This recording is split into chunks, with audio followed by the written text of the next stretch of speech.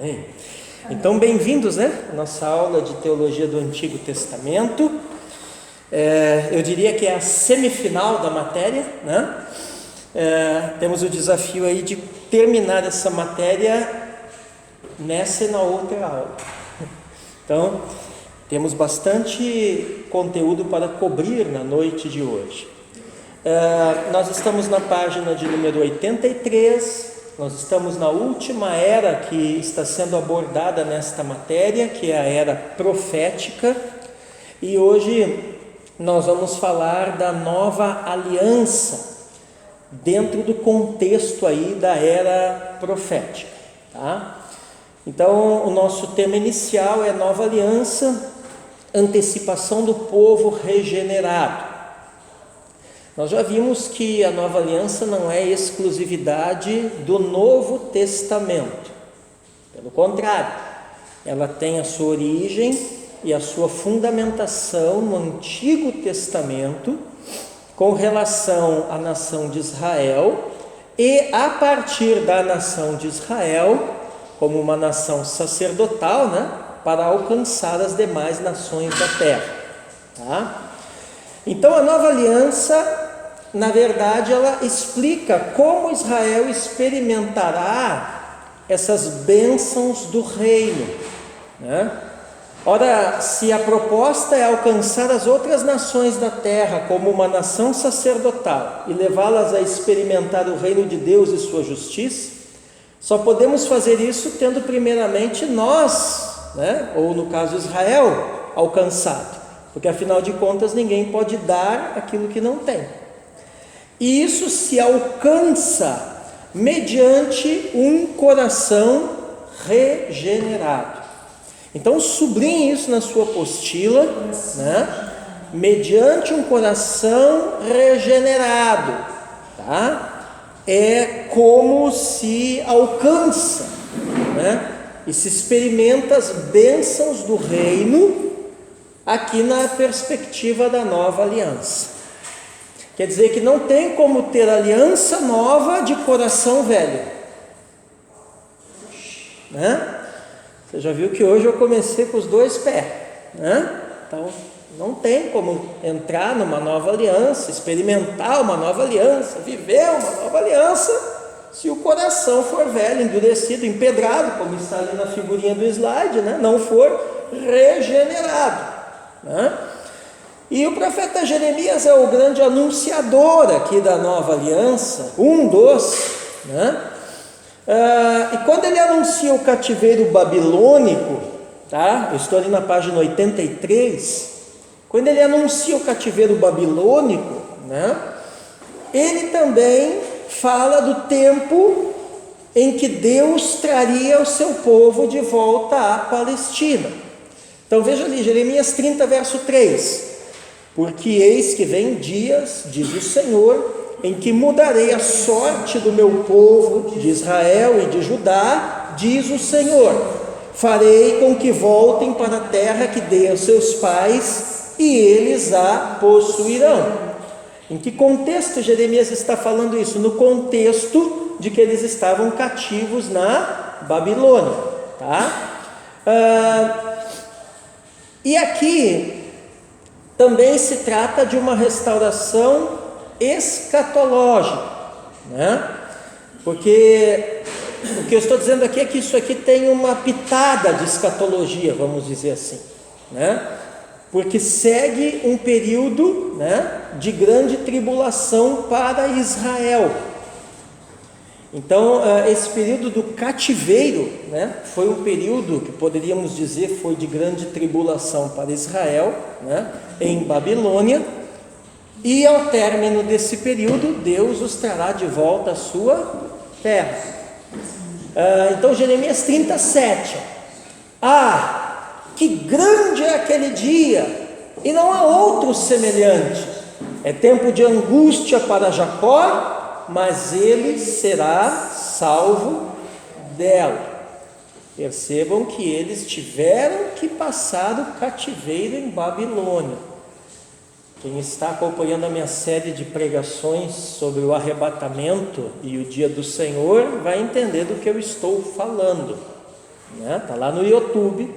Se eu fosse você, eu ia lá e assistia. Mas veja que na angústia de Jacó, apesar de Israel ser salvo, né, pelo Senhor e retornar para a sua terra, porém eles estavam na Babilônia, eles estavam no cativeiro, eles passaram. Entendeu onde eu quero chegar, né? Página 83. Nesse tempo futuro, Jerusalém seria reconstruída. Então a referência é Jeremias 30, do 18 ao 24, né? Experimentaria as bênçãos do reino. A referência é Jeremias 31, do 1 ao 12. E aí acontece um tempo vindouro, onde a bênção de Israel estará fundamentada na nova aliança que Deus fará com eles, que está ali em Jeremias 31, do 31 ao 34. E esta nova aliança será feita com a nação de Israel. Então ela é uma aliança coletiva, né, nacional. Jeremias 31, 31. Eis aí vem dias, diz o Senhor, em que firmarei nova aliança com a casa de Israel e com a casa de Judá.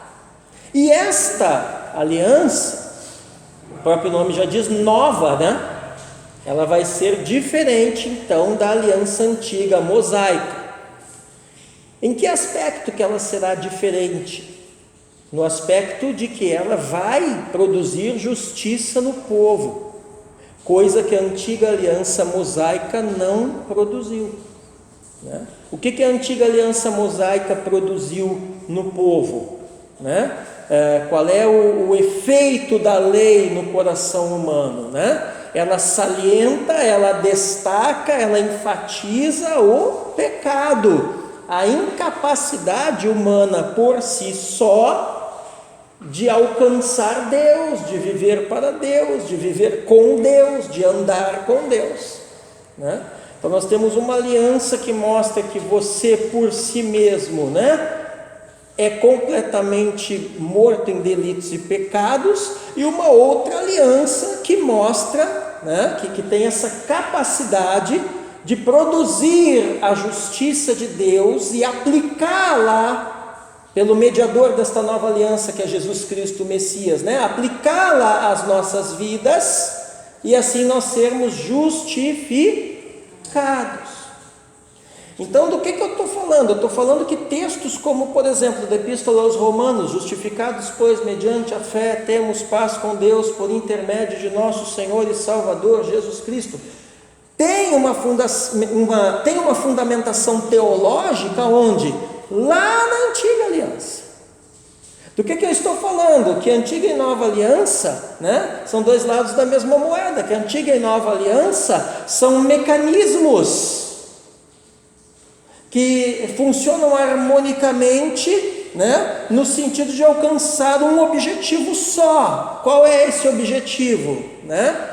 A salvação, a justificação do homem caído, né? E aqui outra coisa que eu não sei se vocês perceberam isso, tá? É que hoje eu já comecei bem ligado no mistério aqui, né? Então assim, o que eu estou tentando mostrar aqui nessa série de versículos, aqui nesse slide, nesse trecho aí da apostila, que da mesma forma como existe meio assim, você lê esses versículos, não te dá a impressão que existe meio que uma ordem, uma ordem histórica, diríamos até mesmo, em que as coisas aconteceram com Israel, né? Então foi levado para o cativeiro em Babilônia, lá passou 70 anos, né? Passou uma grande tribulação, né? Depois foi trazido de novo à sua terra, né? E aí foi restabelecido pelo Senhor, e aí o Senhor estabelece ali o seu reino, né? E esse reino será um reino de bênçãos, será um reino de plenitude, né? E esse reino é fundamentado em cima de um novo concerto, um novo pacto, um novo acordo, uma nova aliança. que isso tem a ver com a igreja? Tudo. Então isso está relacionado com a minha pregação escatológica, que eu preguei o 8º sermão da série nesse último domingo, né? Quer dizer, então o povo de Deus também, né? Na minha opinião, humilde opinião, né? Então passa pela tribulação, né? É livrado pelo Senhor, né?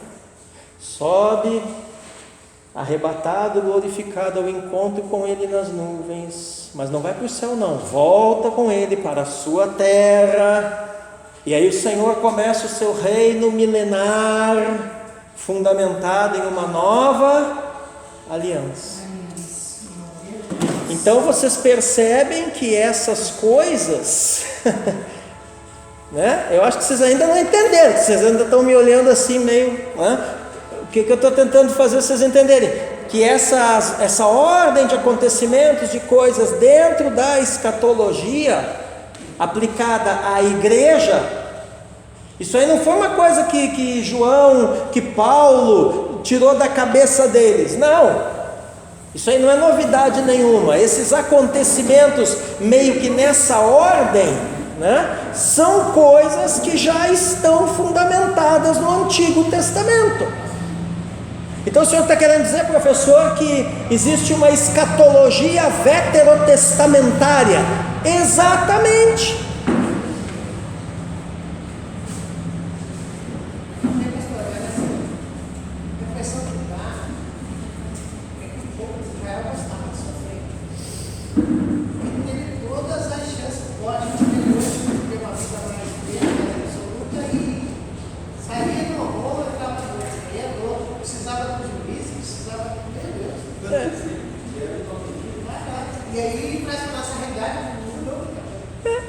Mas assim, nós não somos muito diferentes, porque a igreja também tem, eu gosto de sofrer, né? Sai de um rolo, entra no outro, então nós precisamos também de um juiz que é Jesus, que nos julga. A diferença está, aliás, na verdade não tem muita diferença, a diferença é só cronológica, né? Porque assim como isso acontecia para eles, e aí então eles tinham, mediante os sacrifícios de todo o aparato levítico de culto, eles tinham que sacrificar, eles tinham que se arrepender, eles tinham que procurar abandonar o pecado, e aí eles olhavam lá para o bicho sacrificado e enxergavam o Messias, e criam que o Messias se sacrificaria, viria para salvá-los, e então eles eram justificados pela fé, mas dentro de um mecanismo da antiga aliança. A mesma coisa acontece conosco hoje, só que nós não olhamos para frente, nós olhamos para trás, que o Cordeiro já veio, que o Messias já foi sacrificado. A diferença é que nós já estamos dentro de um mecanismo de uma nova aliança, mas são coisas, entendeu? É que nós, sabe por que você tem essa impressão? Você usou muito bem a palavra, né? A impressão, eu estou na página 83, a impressão. Mas realmente não passa de uma impressão, né? Por quê? Porque realmente nos dá a impressão pela questão histórica. Então, se você olhar historicamente, sim, é um outro povo, de um outro tempo, numa outra cultura, com uma outra língua, com outras situações econômicas, sociais, políticas, religiosas, culturais e tarará, com outros vizinhos à sua volta, né? Então, historicamente, dá uma impressão de ser algo muito distante de nós e muito diferente. Mas quando eu puxo isso e analiso isso na perspectiva teológica, que é o que eu acabei de fazer aqui, você vê que é praticamente igual a nós. Teologicamente é igual, historicamente que é diferente. Por que isso, né? Porque no fundo, tanto quanto eles, né, os judeus, os hebreus, né, nós e tal, no fundo, todos nós éramos filhos de Adão.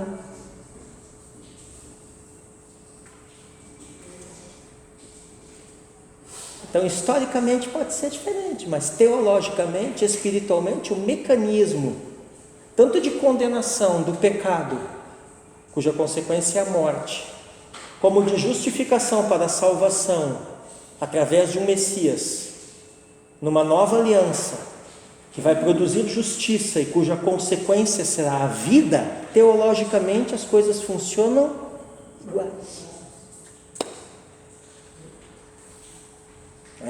Agora uma joia se ligou, né? O de Santos também. Está entendendo? Por que vocês estão se ligando rápido? Vocês perceberam isso?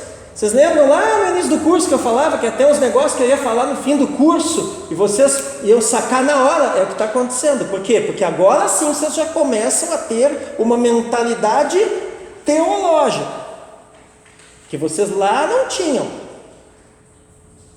Então veja como valeu realmente a pena esse nosso tempo aqui de caminhada, né? Estou falando isso porque para os veteranos é a última matéria aqui desse nível, né? Depois vai ter outras matérias, é claro, vocês viram no grupo lá que eu falei, mas essas outras matérias eu vou fazer como cursos separados, né? Agora, percebe como vale a pena então isso? Entende? E como que teólogo não se forma da noite para o dia, como que teologia não se estuda da noite para o dia, entendeu? Tem um monte de gente estudando teologia por aí, da noite para o dia. Só que o que acontece? O cara chega lá no fim do curso, com um canudo numa mão chamado diploma, um histórico na mão, né? Mas ele não tem essa mentalidade que vocês têm. Se eu fizer um comentário para um cara desse, o cara fica boiando. Ele não consegue perceber os nuances históricos, teológicos, culturais, sociais, como vocês já conseguem. Talvez até os mais novos aqui já estão começando a sacar também. Entendeu? A teologia, pastor, se eu não estou errado na minha colocação, ela é meio parecida com a visão de Deus, que um dia, pastor, é como 1000 anos, 1000 anos como um dia. O que aconteceu há 2000 anos para Deus, aconteceu há 2 dias atrás. E a gente tem que ver dessa forma, senão... Sim, na verdade ela não é como a visão de Deus, ela é a visão de Deus. Isso é meio chocante, né? Porque vocês ouvem muitas vezes falar tão mal, né? Mas a teologia é a visão de Deus. Ela é o foco, né? Ela é o foco do conteúdo. Então o conteúdo é Deus na sua palavra, mas quem dá foco a isso para que possa se entender? Teologia. Amém? E quanto melhor for o teólogo, mais ajuste de foco na doutrina ele tem. Então isso que vocês estão comendo, a irmã Joia, agora eu estou entendendo disso, o Malaquias fazendo essa observação importante que ele fez, quer dizer, por que vocês estão começando a falar essas coisas, a entender essas coisas, a debater essas coisas, a perguntar essas coisas? Por quê? Porque vocês já estão, vocês já conseguem ter ajuste de foco. Então, se eu bate o olho num negócio, um assunto doutrinário, você já começa a ter o ajuste de foco. Espera aí, mas isso aqui não é bem assim, mas isso aqui está ligado com aquilo, mas isso aqui está conectado com aquilo outro, entendeu? Foco. Então, gente, que coisa tremenda. Então, ali, ó, no slide, agora mais foco que tem, vocês não vão enxergar, mas tudo bem. Ainda bem que está na apostila, né? Então, é que era muito grande a tabela e eu quis botar num slide só, ficou meio esquisitinho, mas tudo bem. Então, 11 aspectos aqui da nova aliança com Israel, tá? Jeremias 31, do 31 ao 34, fala da nova aliança com Israel, né? Vamos ler o texto, que não adianta eu querer correr, fazer os troços mal feitos. Espera aí. Jeremias 31, né? Isso. Verso 31 ao 34, pessoal. Tá? Amém? Jeremias 31, 31 ao 34. Vou ler aqui na tradução da CNBB. Diz assim: Dias virão, oráculo do Senhor, quando hei de fazer uma nova aliança com a casa de Israel e a casa de Judá. Não será como a aliança que fiz com seus pais, quando os tomei pela mão para fazê-los sair da terra do Egito. Aliança que eles romperam, embora eu fosse o seu Senhor, oráculo do Senhor. Esta é a aliança que farei com a casa de Israel a partir daqueles dias, oráculo do Senhor. Colocarei a minha lei nas suas entranhas e a gravarei em seu coração. Eu serei o seu Deus e eles o meu povo. Ninguém mais precisará ensinar seu irmão dizendo-lhe: conhece o Senhor. Do menor ao maior, todos me conhecerão, oráculo do Senhor, pois perdoarei suas iniquidades e de seu pecado não mais me lembrarei. Amém? Então Deus está falando, não é a mesma aliança lá de Moisés, de quando tirei vocês do Egito. É uma coisa nova, é uma coisa diferente, né? E é interessante porque ele diz ali no 33, né? Esta é a aliança que farei com a casa de Israel a partir daqueles dias. A partir daqueles dias. Que dias? Dias do cativeiro. Exatamente. Viu só? Já sacou o contexto histórico. A partir do período de cativeiro, para Israel, eu já estou fazendo com vocês uma nova aliança. Quer dizer, então assim, se você pensa que nova aliança começou aqui na terra com Jesus encarnando, não. Ela já começou quando Deus os trouxe do cativeiro. É porque Deus se revelação para os profetas menores dizendo não dia do Senhor. E aí que tá, fechou.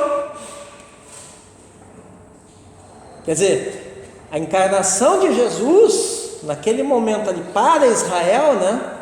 Num primeiro momento, é o início do dia do Senhor. Que dia? O dia que ele veio, que ele encarnou, que ele manifestou-se fisicamente.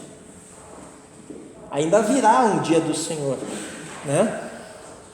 Então, sem ser esse domingo, no outro eu pretendo pregar sobre o dia do Senhor, daí no contexto da igreja, que aí é 1 Tessalonicenses 5, né, do 1 ao 6, está ali o dia do Senhor no que diz respeito a nós, na questão da escatologia. Mas enfim, olhando para o gráfico, nova aliança com Israel. Então, características, é uma aliança incondicional da graça e que tem o seu apoio no eu farei de Deus.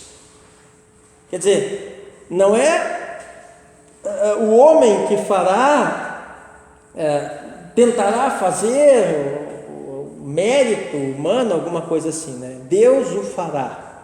Segundo, é uma aliança eterna, né? Então ela não tem data de validade.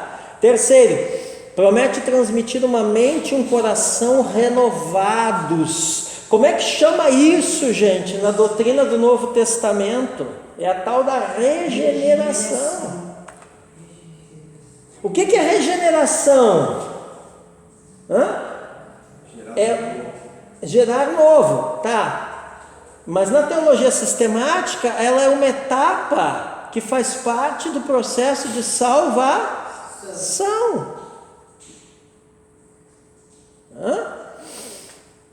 Prevê restauração do favor e bênção divina, perdão dos pecados, tudo isso no Antigo Testamento. Habitação do Espírito Santo. Se você acha que Espírito Santo em comunhão com os homens é coisa de Atos 2, você está numa teologia muito defasada. Por quê? Porque aqui Deus já prometia que o Espírito Santo iria habitar com o seu povo, né? Outra coisa, o ministério de ensino do Espírito Santo seria manifesto e a vontade de Deus conhecida pelos que obedecessem, pelos obedientes, né? Ali, Israel será materialmente abençoado na terra, conforme as provisões da nova aliança. Então, não, a nova aliança não se aplica para os judeus, é só para nós, a igreja. Tem crente que faz essas bobagens. Está aqui, nova aliança aplicada a Israel. Reconstrução do santuário em Jerusalém, fim da guerra, e o sangue de Jesus Cristo é o fundamento de todas as bênçãos da nova aliança. Alguém abre aí em Zacarias 9:11, esse aqui vale a pena a gente ler, né? Quem fez imersão bíblica de Zacarias comigo, depois dá uma olhada lá na apostila, né? Você deve ter a apostila em casa, está tudo explicadinho lá o livro de Zacarias, pessoal. Veja aí, Zacarias 9:11. Quanto a você, Senhor, por causa do sangue da minha aliança com você, tirei os seus cativos da cova, em que não havia água. Aí, por causa do sangue da minha aliança que fiz com você. Né? Aí, gente, nós vamos perceber uma coisa. Aí nós vamos lá para Hebreus capítulo 8, que o escritor aos Hebreus vai citar a nova aliança, né? Mas isso não significa que ela seja cumprida na igreja. Ela aplica-se à igreja, mas ela não é só para a igreja, só para nós. Ela também se estende a Israel.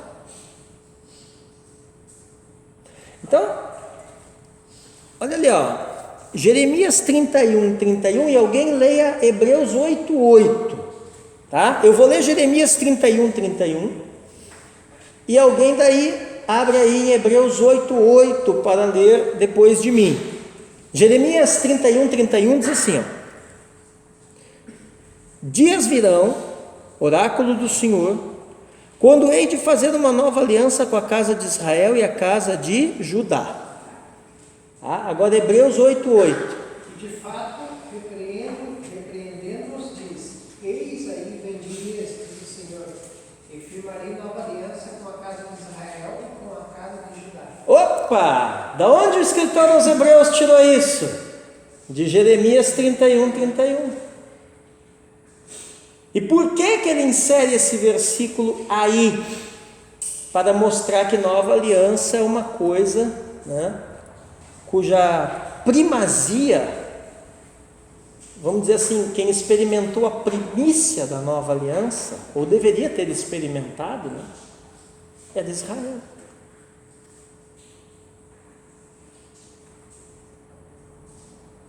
Aí você vai entender por que o Paulo vai falar lá. Lembra quando ele fala em Romanos: você que é ramo enxertado, não se orgulha contra os ramos naturais. Lembra?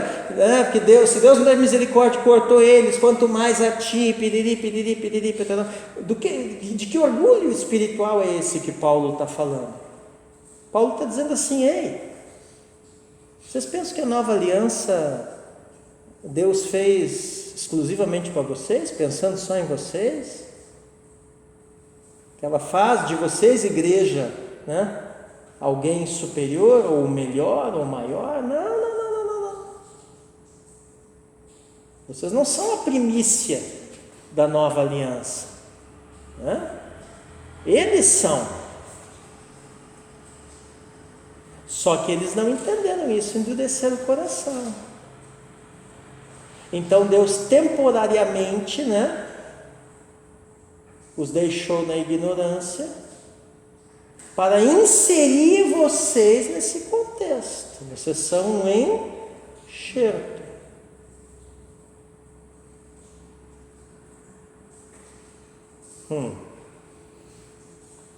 Você vê como que coisas como, por exemplo, o antissemitismo, né, o antijudaísmo na igreja são coisas teologicamente inconcebíveis, porque aí depois o Paulo vai dizer, tudo vem deles é a lei, deles são os profetas, deles vem o Cristo segundo a carne, tarará, tarará, tarará. Então assim, o que vocês estão, né, em outras palavras, o que vocês estão se bobeando achando que são grande coisa? Sem eles, né? Então a igreja precisa sim de Israel, precisa sim do Antigo Testamento, precisa sim do povo judeu. Por quê? Porque a gênese, né, a origem, a primícia, a primazia de tudo está lá, não está em nós.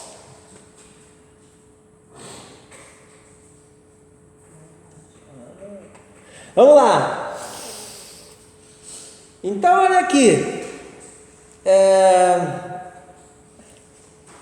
Aí essas duas passagens deixam claro que a aliança é com a casa de Israel e a casa de Judá, de modo que a aliança se cumprirá com a nação a qual é endereçada. Então a perguntinha, talvez já fizeram para você essa pergunta, Patrícia, né? A salvação para os judeus?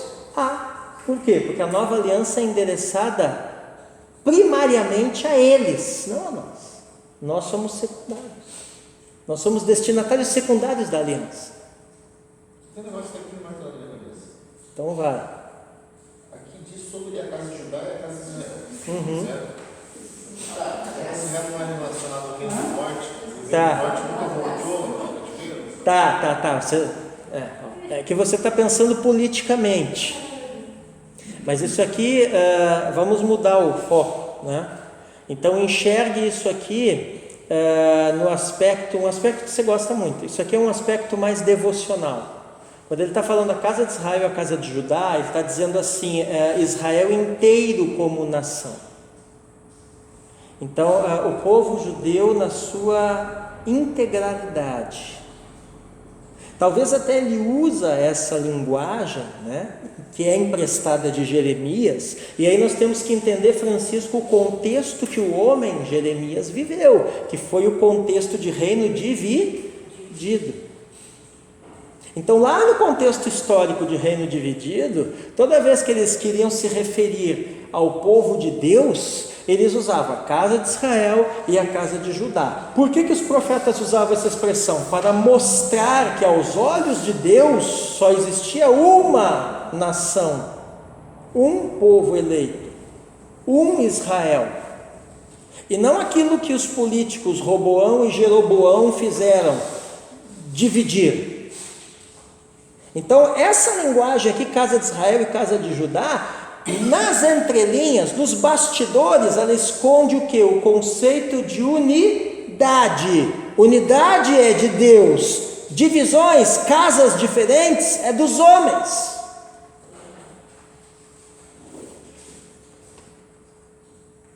Eu sei onde a tua cabeça foi lá no cativeiro, e aí deu um curto, porque você pensou assim, uau, mas se o povo de Israel praticamente acabou lá no cativeiro na Assíria, que negócio é esse aqui? Tá, esse pensamento, na perspectiva do que eu acabei de falar, ele já não serve.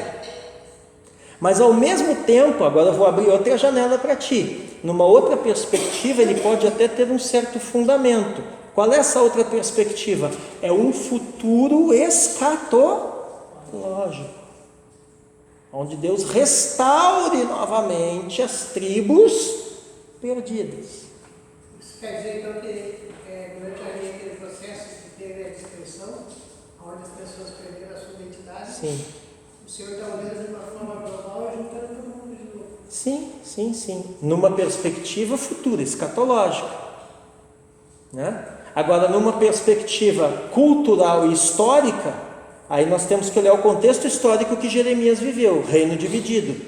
E era uma forma dos profetas sempre estarem trazendo, tipo assim, quando eles falam casa de Israel e casa de Judá, o que acionava na cabeça das pessoas daquela geração, né? Puxa vida, a nação está em pecado porque ela está dividida. Era uma maneira sempre de estar apontando. Vocês estão divididos, mas isso é pecado. Isso é coisa de vocês. Isso é coisa do homem. Não é coisa do Senhor. Mas o Senhor será misericordioso e ainda vai restaurar essa lambança aí que vocês fizeram. Desde que vocês se arrependam. Quer dizer, vocês estão vendo?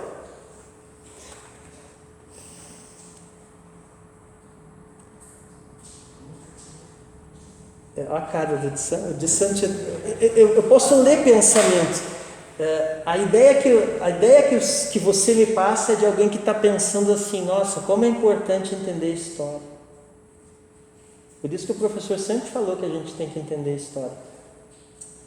Porque senão tu não entende. Tem expressões no profético que aparecem até no Novo Testamento, Patrícia, mas são copiadas do Antigo Testamento. E aí, para tu entender esse troço, Francisco, tu tem que entender o contexto histórico que aquela expressão lá no Antigo Testamento foi dita.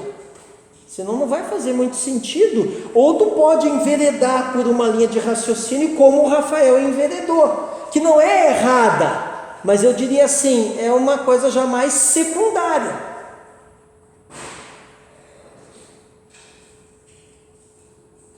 Entende? Então é um universo de coisas, né, que vocês têm recebido aqui na escola para formar toda uma mentalidade, né? Bom, então agora vamos olhar aqui o contexto de Jeremias 31, é escatológico com relação ao tempo em que a nova aliança se cumprirá. Então, quando que isso vai acontecer, né? Aí tem um contexto escatológico ali. Dos capítulos 30 a 33 de Jeremias, o cenário escatológico é estabelecido, né? Página 83. Então, Jeremias 30, verso 3, a parte A, até 31, 27, diz assim: porque eis que vem dias, diz o Senhor. Então, quando começa isso aqui, eis que vem dias, diz o Senhor, ele está começando a colocar o cenário escatológico que isso vai acontecer. Que dias são esses que o Senhor está dizendo? Os dias futuros, né? Jeremias 30, verso 7 vai descrever o período futuro da tribulação, onde a lembrança do capítulo 30 é sobre o milênio. Então olha ali, Jeremias 37. Que grande é aquele dia e não há outro semelhante. É tempo de angústia para Jacó, mas ele será salvo dela. Quando que isso se cumpriu historicamente? No cativeiro em Babilônia. Mas quando que isso se cumpre também escatologicamente, profeticamente? Na grande tribulação. E a ideia aqui, se você fizer um paralelo histórico, é: assim como eles passaram pelo cativeiro, mas foram preservados, nós passaremos pela grande tribulação, mas seremos preservados, como Israel espiritual. Professor, mas então aquela história que nós vamos ser arrebatados antes e vamos ficar no céu, e aí a hora que baixar a poeira aqui, depois de 7 anos... Grande ilusão. Aquela história eu não sei. Se eu fosse você, eu parava de assistir Deixados para Trás. Porque você vê que nem o profeta Jeremias endossa muito isso, né? Então, cuidado. Deixados para trás pode ser passados para trás, né? Cuidado. Tá? Enfim. Eu não vou entrar muito porque a aula não é de escatologia. Além de Jeremias, outros tantos profetas perceberam a nova aliança como uma realidade escatológica. Então agora eu estou começando a mostrar o seguinte, que vocês viram que nova aliança não é coisa só do Novo Testamento, tá? Toda fundamentada no Antigo. Agora aqui, escatologia não é coisa do Novo Testamento, muito menos do Apocalipse, está toda fundamentada no Antigo. E qual é o problema que nós temos com a escatologia? Sim, não existe mágica. O nome do jogo é estudo. Se você não quer falar bobagem, quer entender as coisas, meu irmão, tem que estudar. Por que eu estou dizendo isso? Porque na escatologia, se você não compreender estilos literários, se você não compreender a escatologia do Antigo Testamento, que é até muito mais complexa que a do Novo, tá? Se você não entender o estilo apocalíptico, que é muito diferente do estilo profético, aí você começa a ficar lendo só Apocalipse e achando que escatologia é só o que está ali, e você vai começar a viajar.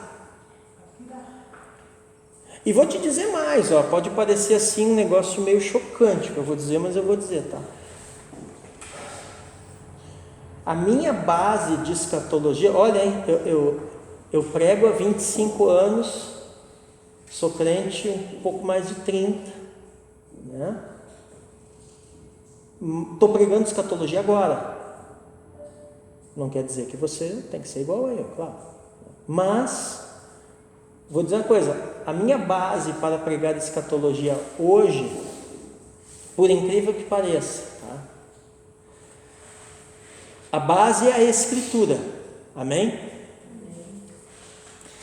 Mas para eu entender adequadamente o que os escritores canônicos estavam escrevendo, a minha base para alcançar essa compreensão são os escritores apócrifos. Por quê? Porque tu só vai entender o estilo literário escatológico não só lendo os canônicos. O que é livro canônico de escatologia? Né? O livro que está na Bíblia, né? Apocalipse, Daniel, Zacarias, Joel e tal, né? Agora, você vai precisar, vai chegar um momento que você vai ter que ler os apócrifos, os apocalipses,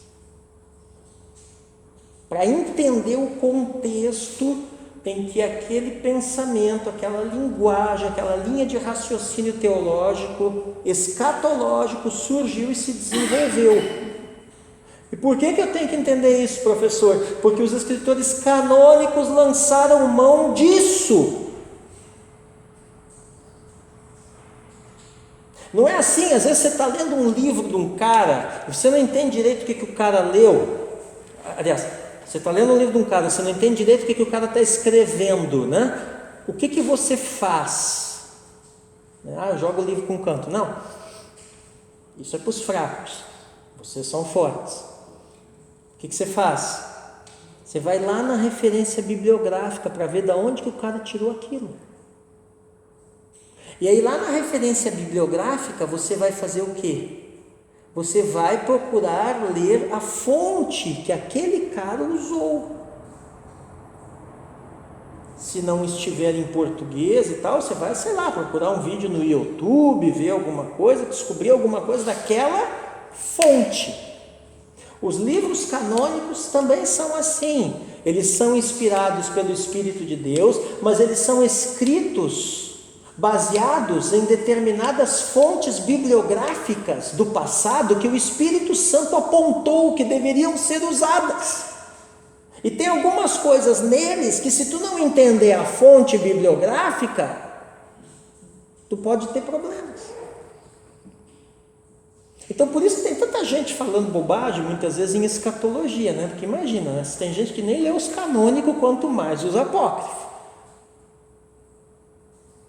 Né? E tem gente que pensa que escatologia é só Apocalipse. Eu preguei aqui semana retrasada, né? Meu Deus do céu, eu estou pregando uma série de 8, já estou no 8º sermão, né? Já estou no 8º sermão, ainda acho que vai mais 1 ou 2. Digamos que essa série vai fechar em 10 sermões, né? Então, semana retrasada eu estava o quê? No 6º, né? E aí terminou a mensagem e minha irmãzinha me perguntar: quando que o senhor vai falar do Apocalipse? Aí o que eu percebi? Eu percebi que na cabecinha dela, a escatologia é o Apocalipse. Aí disse: não, vem cá, vamos conversar. Né? Aí praticamente tive que pregar um outro sermão depois do culto para a irmã, né? Para ela entender que na verdade, para mim falar do Apocalipse, como ela estava esperando, talvez nem vai acontecer nessa série. Talvez eu tenha que fazer mais uma série só do Apocalipse. Aí é outra história. Entende? Então, mas não desanime, porque essas coisas são gloriosas. Amém? Não desanime. Lembre-se que um dia eu estive sentado aí igualzinho você. E lembre-se que o meu objetivo é tornar você melhor que eu. Não é ruim, vocês podem. Não é ruim não, vocês podem. Eu tenho muitos alunos que eu formei que hoje são professores. Eu tenho muitos alunos que eu formei que hoje são professores. Inclusive, trabalham comigo ou vão trabalhar comigo. Que a cidade precisa. Vocês acham que eu dou conta dessa cidade sozinho? Sem chance. Então é só dedicação, estudo. Agora, qual é, Patrícia, a recompensa disso? Sabe, Malaquias, o legal é isso, entendeu? Assim, você não é o dono da verdade, tá? Mas a recompensa disso é você chegar no púlpito domingo, abrir a tua Bíblia e pregar com absoluta certeza do que você está falando. Porque você estudou o canônico, você estudou o apócrifo, você estudou as fontes, você estudou as teorias, você entende? Nada como você dominar o assunto. Embora o assunto nunca se esgote, né? Porque as escrituras, elas nunca vão se esgotar. Mas na humildade, na simplicidade, no estudo, na dependência de Deus, né? No esforço, porque tem que se dedicar, né? Você vai dominando as doutrinas, no sentido de expor elas, como um expositor. Né? Você vai se tornando aquele cara que o Paulo mandou lá o Timóteo ser, né? O Timóteo, né? Ser o obreiro apto no manuseio da palavra da verdade. Entendeu? Então isso é a recompensa, irmã Joyce. Porque aí as pessoas, você sabe que você não está levando elas por um caminho errado, por um caminho herege. Entendeu, Francisco? Por um caminho distorcido. Você sabe que aquilo ali está certo. Irmãos, e nada, na minha opinião, nada substitui isso no púlpito. Pior coisa que existe no púlpito, eu sei porque eu também já passei por isso, né? É você pregar um negócio não tendo bem certeza. Entendeu? O senhor já passou? Já fez isso? Já. Já fiz essas coisas. Entendeu? Às vezes tem gente que prega algumas coisas até porque a igreja meio que pressiona. Né? E às vezes ele não domina bem aquilo e tal. Vocês já viram? Vocês não são bobo, né, gente? De Santos. Você sabe quando um cara está pregando e o cara não domina o assunto. O cara está meio que pisando em ovos, resbalando para lá e para cá. Entendeu? Então isso é terrível. Gente. Vamos lá. Além de Jeremias, outros tantos profetas perceberam a nova aliança como uma realidade escatológica. Então ali, Isaías 55:3. Deem ouvidos e venham a mim. Escutem e vocês viverão, porque farei uma aliança eterna com vocês, que consiste nas fiéis misericórdias prometidas a Davi. Então, quem é o fiel depositário das promessas da nova aliança? Davi. Ezequiel 16, 60 e 62. mas eu me lembrarei da aliança que fiz com você nos dias da sua mocidade, e com você estabelecerei uma aliança eterna. Estabelecerei a minha aliança com você e você saberá que eu sou o Senhor. Como é que o senhor sabe que é a nova aliança aqui, professor? Ora, aliança eterna. Aliança eterna. Ezequiel 20:37. Eu os farei passar debaixo do meu cajado e os farei entrar no vínculo da aliança. Aqui ele usa uma linguagem pastoril. O que é passar debaixo do cajado? Como fala de aliança? Ser contado, né? Então era o pastor que ao fim do dia ia recolher as ovelhas para dentro do aprisco, né? E ele ficava na porta assim com o cajado. Aí abria a cancela, 1, 2, 3, tinha que contar ao recolher e contar depois ao soltar, né? Ao recolher para ver se nenhum bicho tinha comido ou alguma tinha se perdido no campo, né? E depois de noite ao soltar, porque tinha o risco de algum lobo, algum bicho invadir ali o aprisco, né? Então o que é passar debaixo do cajado? Deus está dizendo assim, ó, na minha aliança, todos vocês, e aqui eu vou botar uma pitada do que eu creio, né? Todos vocês, os eleitos, estão contados.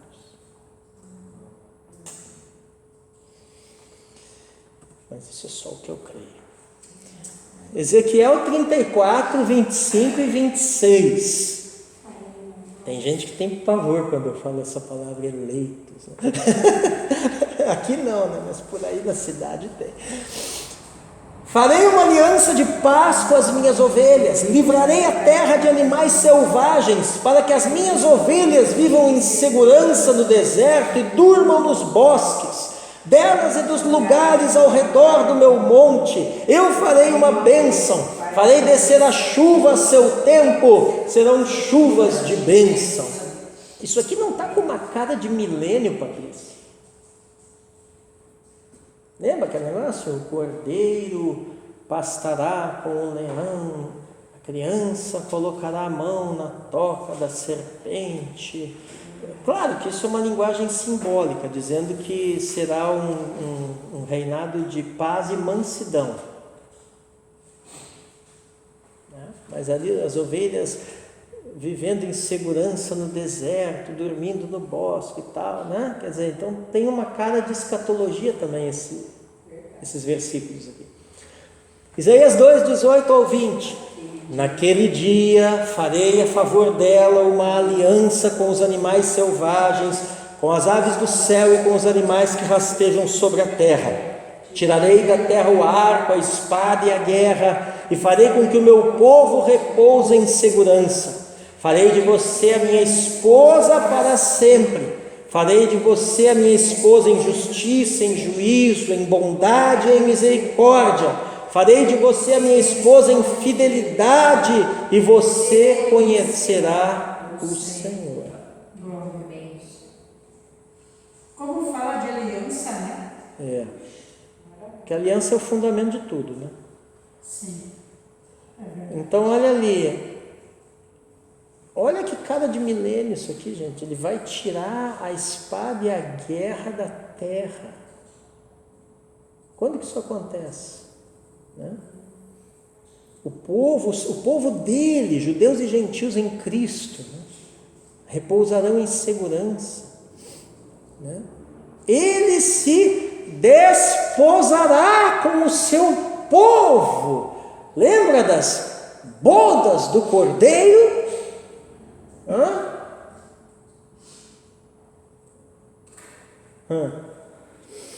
Vamos lá. Isaías relaciona o cumprimento da nova aliança ao retorno do Messias e ao perdão de Israel. Isaías 59, 20 e 21. O Redentor virá a Sião e aos de Jacó que se converterem, diz o Senhor. Quanto a mim, esta é a minha aliança com eles, diz o Senhor. o meu espírito que está sobre você e as minhas palavras que pus na sua boca não se desviarão dela, nem da boca dos filhos de seus filhos, desde agora e para todos sempre, diz o Senhor. Aí o profeta Jeremias vai relacionar esse cumprimento a Israel sendo restaurado à Palestina. Claro que sempre tem um cumprimento histórico que vem primeiro. Quando eu falo isso aqui está com cara de escatologia, de milênio e tal, entendam que isso é secundário, né? Então Jeremias 32, 37, eis que eu os congregarei de todas as terras para onde os dispersei na minha ira, no meu furor e na minha grande indignação. Eu os farei voltar a este lugar e farei com que nele habitem em segurança. E Deus fez isso ou não fez? Fez, quando trouxe eles de volta à terra.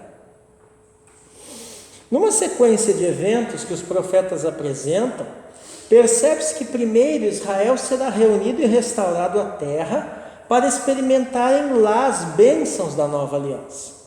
O cumprimento de tais profecias requer a reunião de Israel, seu renascimento espiritual e o retorno de Cristo. Quer dizer, então essas coisas começam a se cumprir historicamente no antigo Israel, mas elas não se cumprem por inteiro. Elas têm uma perspectiva profética que vai se cumprindo isso e vai até lá o retorno de Cristo. Então o que nós estamos querendo que vocês entendam? Que a nova aliança não se cumpre na igreja, mas no reino futuro. A era da igreja aqui, ela é só uma parte do processo. E por que tem que ser no reino futuro? E qual é o nome do reino futuro? Milênio, né? Por que tem que ser ali? Porque aí os judeus vão estar reunidos juntos. Junto com quem? Conosco. E haverá um só Deus com um só povo.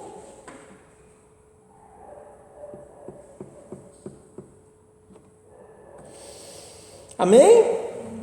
Agora vamos começar a falar da teologia do Antigo Testamento na perspectiva do profeta Ezequiel, né?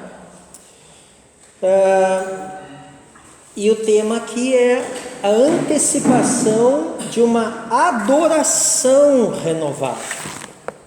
Então veja que interessante ali, irmãos, por quê?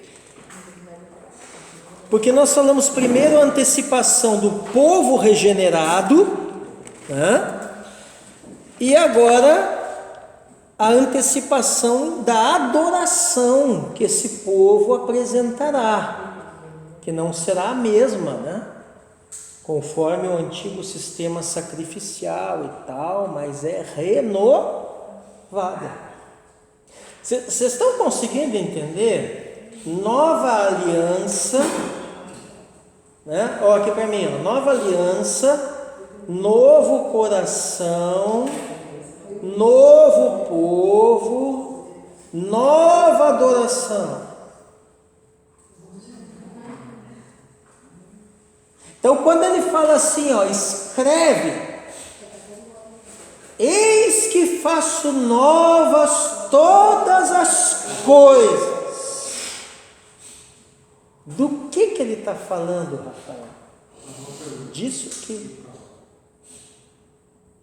De nova aliança, novo coração, novo povo, nova adoração, novo reino. Quer dizer, vocês estão percebendo que é um versículo que está lá no fim da Bíblia, né? Mas ele tem conexão com o que está lá no Antigo Testamento. Vocês entenderam agora? Está entendendo, de Santi, por que essas matérias, teologia do Antigo Testamento, está por último no currículo desse nível do curso? Que não adiantava querer dar isso primeiro para vocês, sem vocês terem passado por todo o panorama dos livros da Bíblia antes, que é o que nós fizemos aqui. Exatamente. Né? É que nem o próximo nível, que aí eu vou dar como cursos, né? A novidade é assim, ó, é que o pessoal mais novo aqui vai levar uma boiada, porque o próximo nível, né? Eu não vou dar no formato, para vocês aqui que ainda estão no primeiro nível, continua igual. O próximo nível, cada matéria vai ser um curso.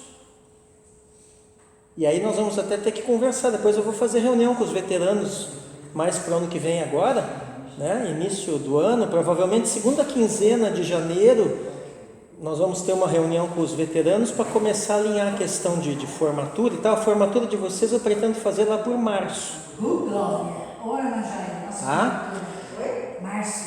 Lá por março, dos veteranos. Tá? Alunos que ainda não concluíram, mas já fizeram mais de 60% das matérias, vão poder participar da cerimônia, só que não vão pegar certificado nem histórico, porque depois vão ter que continuar. Por que eu vou fazer isso? Porque quanto mais gente numa cerimônia, mais barato fica para todo mundo. Sim. E aí facilita para os que ainda iriam fazer e para os que já estão fazendo. E os nossos queridos, lembram aqueles alunos que participaram, fizeram até de repente 2, 3, 4, 5, 6 matérias e pararam, né? Esses também serão convidados. Por quê? Porque as matérias que eles fizeram, eles não perderam. Eu vou transformar essas matérias que eles concluíram, né, em um certificado de estudos especiais. Então é justo, ele fez a matéria, ele pagou pela matéria, ele vai receber um certificado daquela matéria.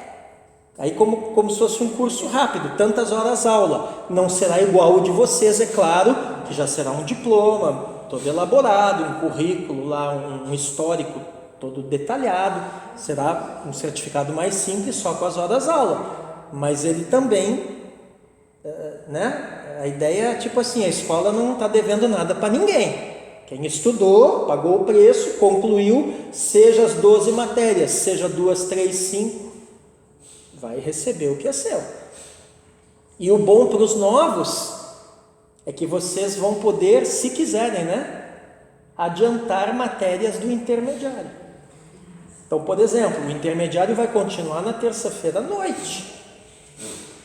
E as matérias, o básico, né, o fundamental, vai continuar na terça-noite. As matérias do intermediário, que serão dadas como cursos separados, eu vou ver com os irmãos um dia e um horário, até mesmo porque o intermediário vai ser formato de aulas de 3 horas de duração. Serão aulas mais compridas. Tá? E a ideia é nós concluirmos uma matéria em menos tempo. E aí, tipo assim, o Rafael de repente olhou lá, o de Santos está lá no intermediário, ele está fazendo, digamos, o primeiro curso que vai ter do intermediário, História das Religiões. Pô, legal, me interessei, posso fazer? Pode.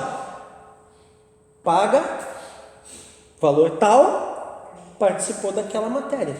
Terminou a matéria, já sai o certificado, que nem eu fiz lá na igreja de vocês. Entendeu?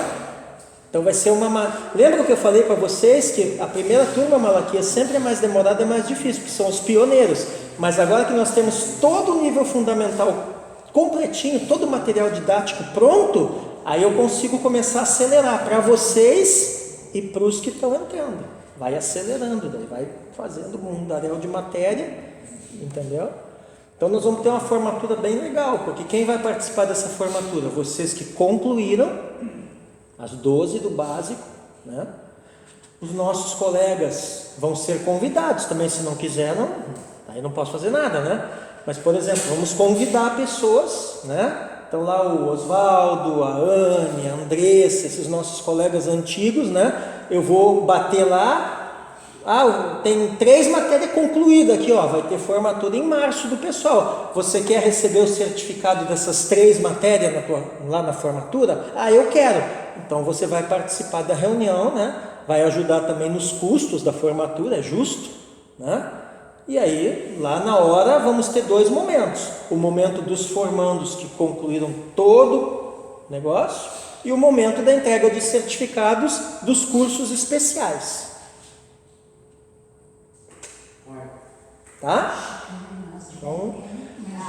Outra coisa, só assim um esclarecimentozinho, tá? Aí você está dizendo, puxa professor, mas que troço meio maluco fazer, o senhor quer fazer formatura em março, não tem muito sentido, né? Época de formatura é agora, né? Justamente, como nós estamos na alta temporada das formaturas, se eu for fazer formatura agora de Sante, vocês vão pagar o dobro por uma beca alugada. Porque essas despesas nós vamos ter tudo que ratear entre quem venha participar da cerimônia. Então, essa época, beca é mais caro, decoração é mais caro, tudo é mais caro. Março não, é a baixa temporada. Ninguém se forma em março, só nós que somos meio malucos, né? Na verdade, os cursos de faculdade geralmente é nesses 6 meses que fazem. Né? Março é o contrário, o pessoal está começando, nós estamos formando. Mas aí vai ser legal, por quê? Porque nas mídias vai dar um destaque. Não vai ser só mais uma formatura, vai ser a formatura, porque ninguém mais está se formando. Vai ser mais barato para vocês, entendeu? Então, né? E orem, tá? Orem para Deus abençoar. Talvez eu consiga até as becas, sem vocês precisarem mexer com o negócio de aluguel. Tá? Vamos ver. Tá? Vamos ver. Inclusive eu preciso até de uma dica, se alguém conhece a Irmã Joias, alguém, né, Patrícia, alguém que trabalhe com bordado, com aplique de bordado. Eu estou precisando de uma pessoa que faça bordado para mim, né, para fazer um aplique, um bordadão grande, para fazer um aplique em cima de uma roupa. Tá? Acho que tem uma mulher chamada Bia Bordados. Ah, então, já me vê o endereço, pede para a Eliane depois me passar aí. Ou você joga no grupo. Amém, pessoal? Então, fiquem tranquilos, tá? O que eu prometi para vocês, vocês vão ter. Nós vamos ter. Porque às vezes o pessoal vai, o curso demorou. Mas é claro, gente, a primeira turma, a gente está construindo todas as matérias do nada, né? Teve pandemia, teve um monte de coisa. Então, normal, né? E outra coisa, não vou negociar qualidade, né, por tempo, não vou. Então, até quando vocês forem convidar alguém para vir fazer o curso, você já pode perguntar para o irmãozinho lá, dizer, irmão, só que tem uma coisa, lá na minha escola é assim, ó, o negócio do meu professor é formar com qualidade. Se você só está atrás de um canudo, um histórico, teu lugar não é lá. Nem traga, que eu nem quero. Não tenho interesse em gente assim. Entendeu? Aí até eu indico. Você quer, o professor até te indica. Tem uns lugares aí que é bom para comprar canudo por aí. Entendeu? Então vocês vão ter o canudo, vão ter o histórico, vão ter a formatura, os que passaram vão ter o que eles pagaram, tá tudo certo. Tá? Se eles quiserem também. Ah, não quer, beleza, mas o teu certificado está aqui, você pode vir retirar aqui na minha casa. Entendeu? Por quê? Porque amanhã depois, se eles quiserem retornar, eu queria retornar e concluir ali, faltou 4 matérias. Pode? Posso, está aqui o teu históricozinho que eu guardei, ó. Vamos continuar, dessa aqui você continua. Pronto. Ezequiel, antecipação de uma adoração renovada. Ezequiel descreve a volta de Israel para a sua terra, sua regeneração e renovação para adorar no milênio. Antes de o templo ser destruído pelos babilônicos, em 586 a.C., Ezequiel viu a glória de Deus abandonando o templo. Gente, o negócio estava feio, né? Tão feio que nem Deus quis ficar lá. Quando a igreja está tão ruim que nem Deus quer congregar ali, acabava. Ezequiel 11, 23, ó. A glória do Senhor subiu do meio da cidade e se pôs sobre o monte que está a leste da cidade. É interessante porque ele vai vendo, ele vai tendo essa visão, e aqui na figura do slide, depois vocês vão ver com mais calma no Telegram, tá? Mais nítido. Aqui está o modelo de como é o templo que ele viu. Vocês sabem que a visão do templo que Ezequiel teve não corresponde ao templo em Jerusalém. O templo lá de Jerusalém tem coisas, detalhes arquitetônicos, medidas que não bate aqui. Porque aqui ele já está vendo o que? É o templo no reino milenar. Não era aquele templo lá que ele estava vendo. O templo o terceiro templo, digamos, né? Que é a expansão lá, que Herodes embelezou, o templo que Jesus pregou. Não é esse templo que Ezequiel estava vendo, é o templo no milênio. Né? É o templo da nova Jerusalém que desce do céu. E tem lógica, né? Nova Jerusalém, novo templo. Eis que faço novas, todas, inclusive o templo, as coisas. Né? Vocês vão vendo como Deus é coerente. Né? Aí vem aliança, coração. Aí acrescenta ali, né? Nova aliança, novo coração, nova aliança, novo povo, nova adoração, novo templo. Né? Então, e é interessante que o Ezequiel ele vê na visão dele o Senhor saindo primeiro do altar, depois ele vai, né, e sai do prédio, depois ele vai e sai da cidade, e depois a sua glória vai embora. Eu me lembro do apóstolo Jair falando dessa passagem, quando ele dizia assim, que a presença de Deus, ela não sai de uma hora para outra, mas ela vai saindo gradativamente da vida das pessoas e dos lugares, à medida em que as pessoas rejeitam essa presença. E realmente aqui é gradativo que vai sair. Né? Apesar de Israel ter violado a aliança mosaica, prostituído a sua fé pela idolatria e se afastado de Deus, eles serão restaurados à terra para adorarem em um templo novo no reino milenar. A glória de Deus retornaria a esse novo templo vinda do Oriente. Ezequiel 43, 2 ao 4. E eis que do lado leste vinha a glória do Deus de Israel. A sua voz era como o som de muitas águas, e a terra resplandeceu por causa da sua glória. O aspecto da visão era como da visão que eu tive quando vim destruir a cidade, e como as visões que tive junto ao rio Quebar. Então caí com o rosto em terra. A glória do Senhor entrou no templo pelo portão que dá para o leste. Amém? Ezequiel descreve detalhadamente um povo convertido e restaurado, adorando a Deus no templo milenar. Os capítulos 33 a 48 de Ezequiel descrevem escatologicamente a conversão e restauração de Israel à terra. Quer dizer, quando você lê então esses capítulos, você tem que ter uma noção, uma perspectiva com relação às coisas do fim, escatológicas. Quer dizer, o que eu estou querendo que vocês entendam? Que a Bíblia, né, apesar de nós estudarmos os assuntos, apesar de nós estudarmos as doutrinas, tá? Deixa eu colocar dessa forma. Apesar de nós estudarmos as doutrinas separadamente, como é que chama esse estudo? Teologia sistemática, que é um outro dos cursos do nível intermediário, né?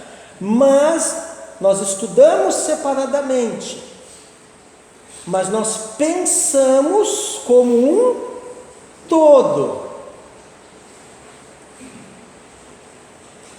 Então, bons teólogos são assim.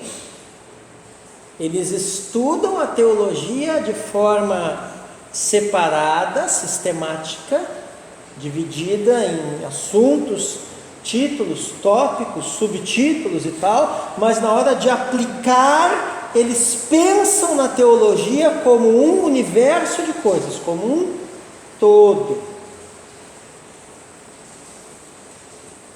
E para isso precisa o quê? O que vocês têm feito aqui: estudar, investir, né? Aperfeiçoar-se, ter paciência, ele entendendo que as coisas têm que ser na ordem correta, não se atropela a ordem na teologia. Entende? Então não adianta você querer pegar um assunto lá muito complexo se você não domina a base. Entendeu? Aí vocês estão entendendo por que na nossa escola o nível fundamental ele é corrido, mas o intermediário vai ser cursos. Porque lá eu posso dar cursos que os alunos já têm base. Até um aluno do básico que vai fazer um curso lá, mas ele está andando no currículo aqui corrido, então ele vai tendo base. Entendeu? Então tudo é uma questão didática, né?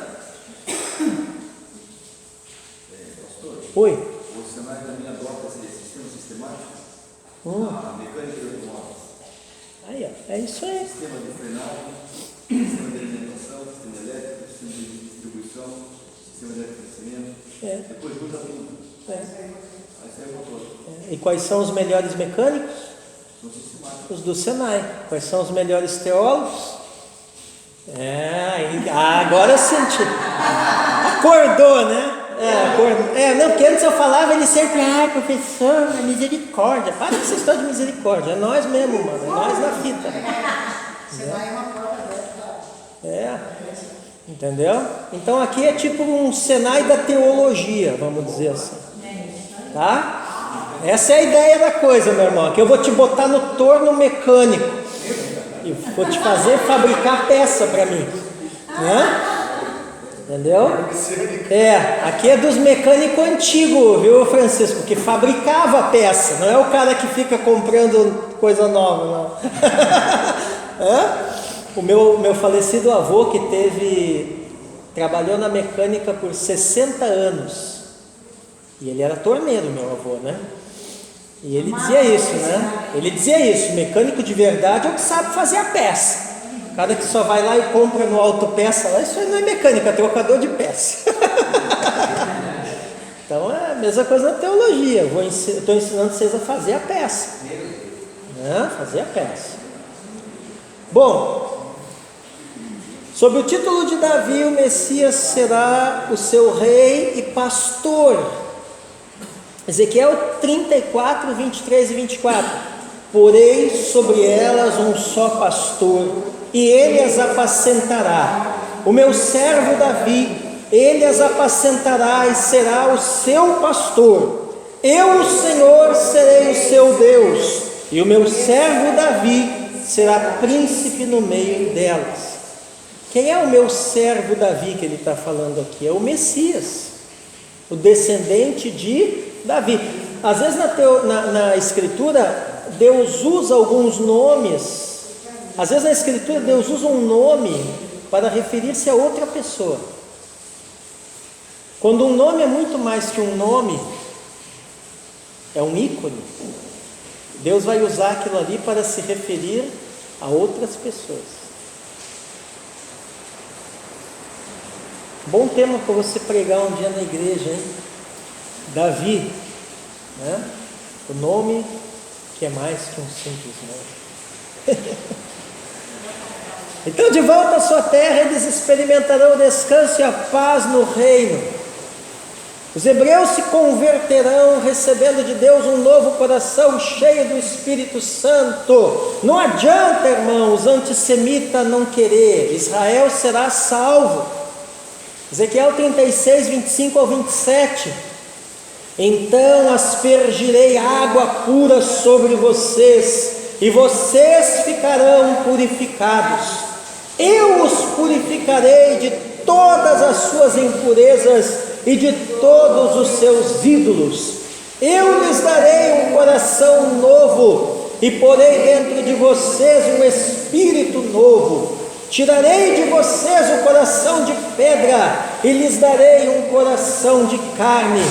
Porei dentro de vocês o meu espírito e farei com que andem nos meus estatutos, guardem e observem os meus juízos. Amém? Eu acho, pastor, que era bom fechar aquela porta lá. O vento está batendo muito. Fecha ela. Muito bem. Você viu que essa passagem aqui é Deus falando da conversão de Israel, né, no reino milenar. É um negócio que tem a ver com escatologia. Então não fica aí pregando para o irmãozinho. Você já viu essas pregações por aí que o cara pega esse trecho? Não, você tem que ter né, coração sensível, tal. É claro que tem que ter um coração sensível, não está errado, né? Só que assim, não, esse não é o texto mais indicado para falar esse tipo de pregação. Tem outros textos melhores. Tá? Não use um texto sem pensar no contexto, né? Não use um texto só porque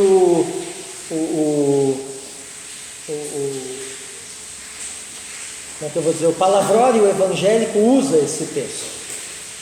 Mas quando você for usar um texto, olhe o contexto em volta, vê se tem a ver com aquilo ali mesmo. Isso aqui está relacionado com os judeus, muito mais com eles do que propriamente conosco. A terra será purificada e preparada para adoração no milênio, após o Senhor destruir os inimigos do norte. É Ezequiel 38:1 ou 39:6 que vai falar isso.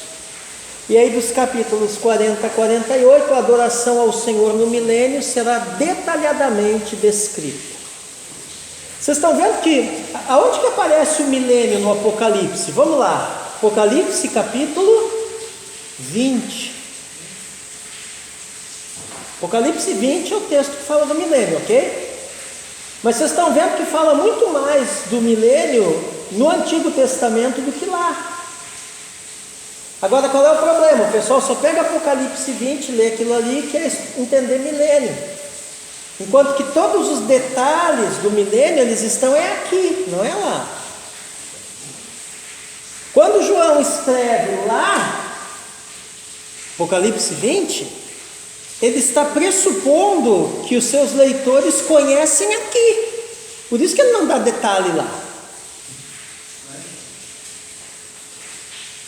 Aí nós temos uma tabela ali, pessoal. 5 propósitos distintos. 5 propósitos distintos para o templo milenar. 1. Demonstrar a santidade de Deus. Então a santidade da natureza e governo do Senhor, ela foi questionada e ultrajada pela idolatria e rebelião do seu povo, e isso exigiu um juízo sobre Israel e as nações ao redor. Após isso, Deus restaurará Israel para si mesmo, uma impressionante demonstração da sua graça. Vocês estão vendo que onde eles idolatraram, se rebelaram, e por isso receberam um juízo, né? Onde abundou o pecado.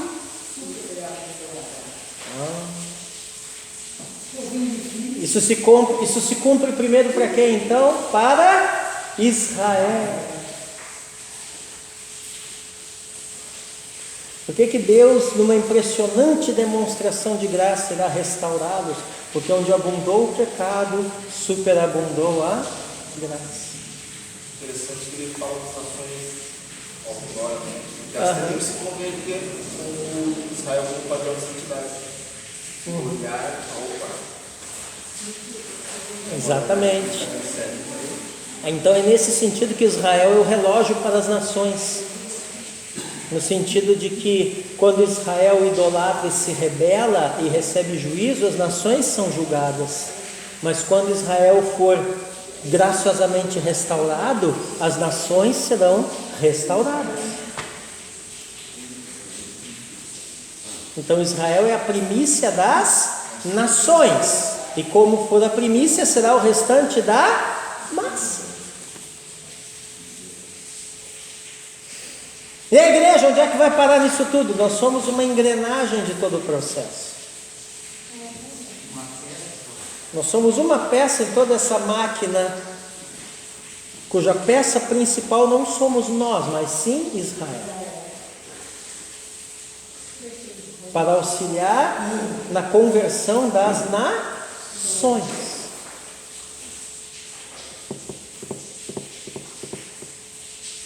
Vamos lá. Aquela aliança que Deus começou lá no princípio, continua até hoje.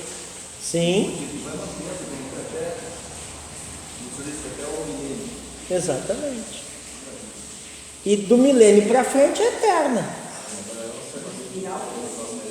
Oi? Isso! Aí, ó, o Rafael agora fez o link, caiu a ficha. Como é que começou essa matéria? Aonde está fundamentada toda a teologia do Antigo Testamento? Em ti serão benditas todas as famílias da terra. Gênesis 12, 1 ao 3. Aquilo que eu sempre estou falando aqui nas aulas de teologia do Antigo Testamento. Volta lá na promessa, que é o fundamento de todas essas eras, até a eternidade, está lá. Por isso que ele é espiral. Ah, tá. Sim.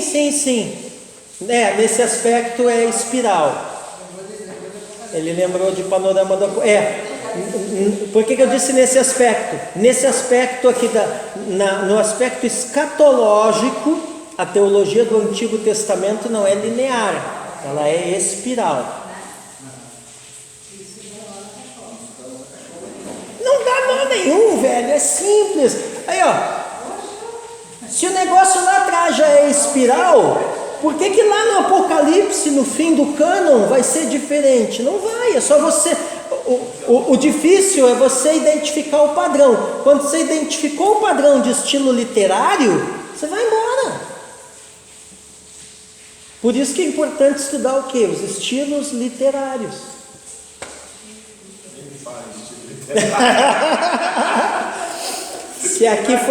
Se aqui comprou uns livrinhos lá no centro, lá, todo alegrinho, me mostrou foto e tudo, né?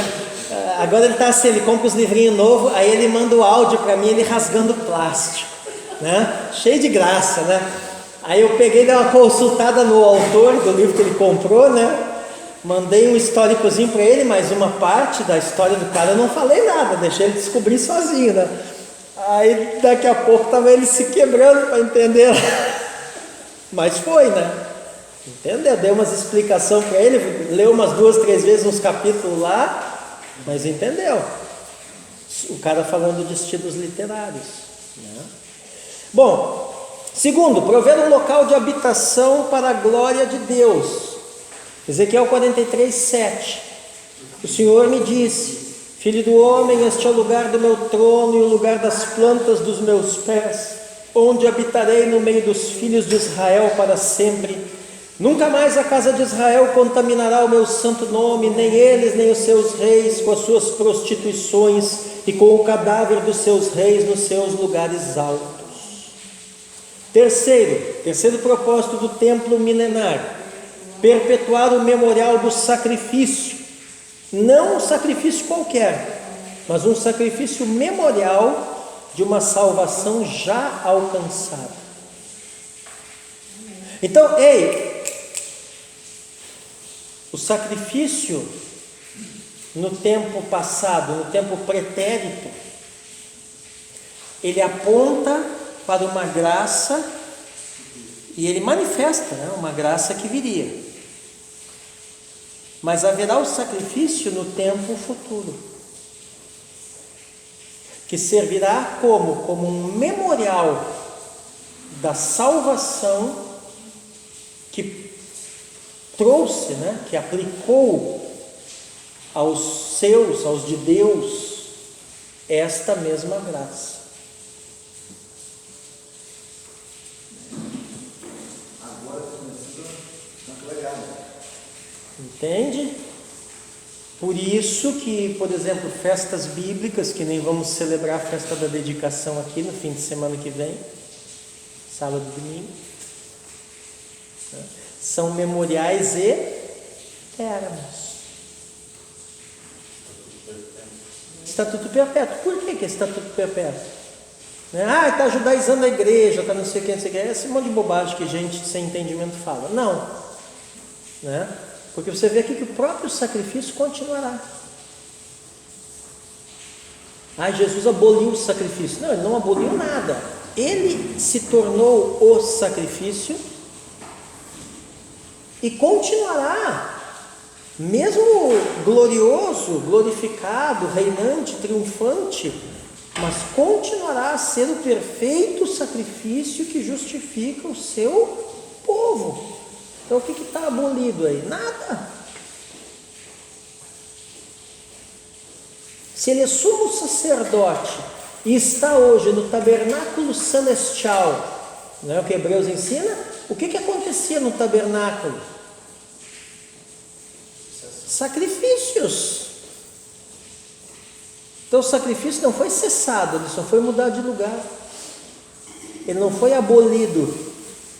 Ele só foi revelado a sua essência e interiorizado dentro dos nossos corações na pessoa do Senhor. E o Senhor continua lá no tabernáculo celestial como sumo sacerdote, ao mesmo tempo que ele é o perfeito sacrificador, ele é o perfeito e eterno sacrifício. Qual é o sangue que ele leva à presença de Deus Pai Todo-Poderoso lá no propiciatório da arca, no tabernáculo celestial? O seu próprio sangue.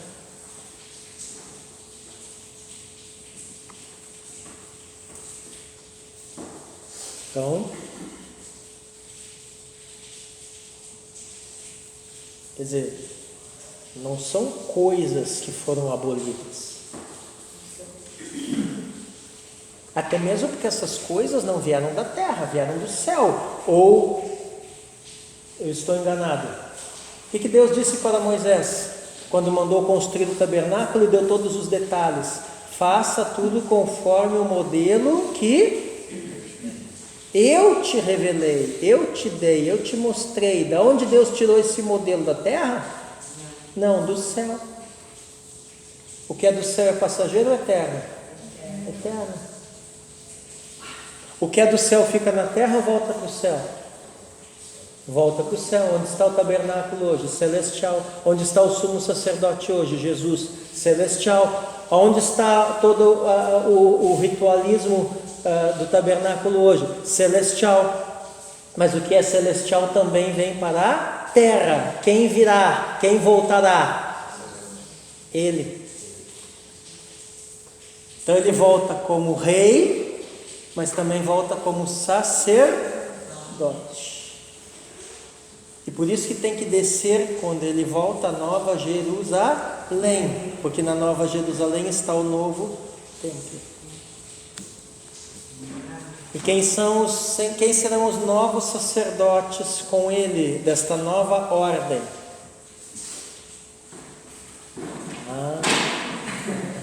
Fica a dica. Fica a dica. Vocês estão vendo? Olha, eu falei aqui para os irmãos domingo assim, eu disse, velho, são coisas gloriosas demais para você perder, para você abandonar, porque de repente o fulaninho falou mal de ti na igreja. São coisas gloriosas demais para você deixar de participar, porque a Beltraninha não te cumprimentou, ou porque o pastor de repente pregou um negócio que você não gostou muito. Aí tem gente que abre mão de toda essa glória, de todas essas coisas aqui, e troca tudo isso que daí o Esaú fez por um prato de lentilha, e abandona a fé, abandona a igreja, abandona tudo. As pessoas, às vezes, o senhor não tem noção do que está perdendo. Os daqui estão bem espertos, porque agora cada culto o olho fica mais arregalado ainda. Né? O senhor já assistiu o pastor Daniel Alfa? Daniel? Alfa. Não, isso não. Você poder procurar no YouTube e ver que homem, experiência que ele tem com Deus. Vou procurar. Vamos lá, para nós encerrar esse pedaço aqui. Bom, ainda tem 15 minutos. Vamos lá. Quarto.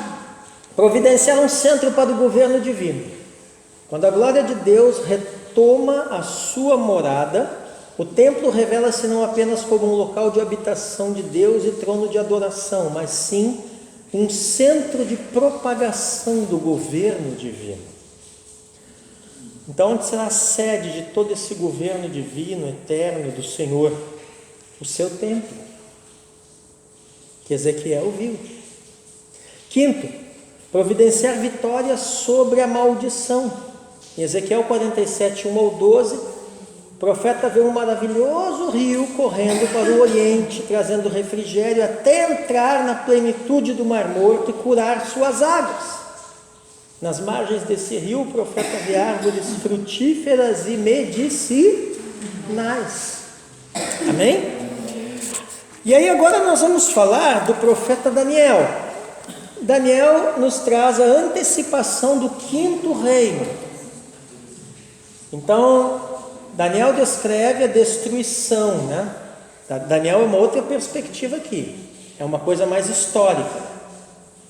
Ele vai descrever a destruição dos falsos reinos e o estabelecimento do verdadeiro reino, que é o reino messiânico. Quem é Daniel? É um fulano capacitado e altamente capacitado, né, a interpretar visões e sonhos que têm relação com a consumação das eras. Então Daniel é aquele cara que vai interpretar o sonho do Nabucodonosor, né, rei da Babilônia, como a abrangência do domínio gentílico sobre Israel.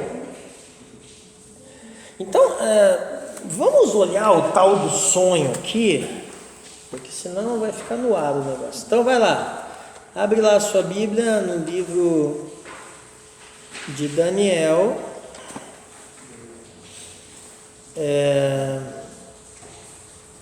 capítulo 2, verso 36, 43. Bem?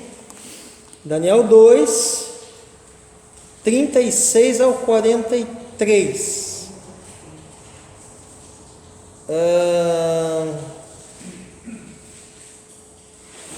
Tá. Vamos ler desde o 31 ali.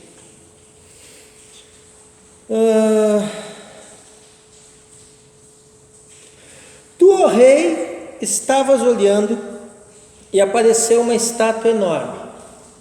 Era uma estátua grande, de altura extraordinária, que estava de pé diante de ti, e sua aparência era terrível. A cabeça da estátua era de ouro finíssimo, o peito e os braços de prata, o ventre e as coxas de bronze, as pernas eram de ferro.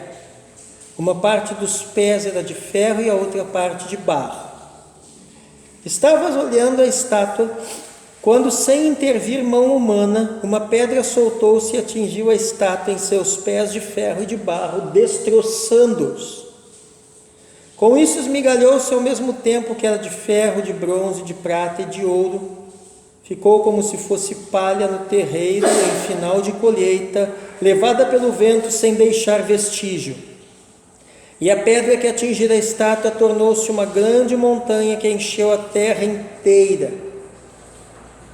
Este foi o sonho, e daremos também a interpretação na presença do rei. Tu, ó rei, és o rei dos reis, e o Deus do céu te concedeu o reino e a fortaleza, o império e a glória.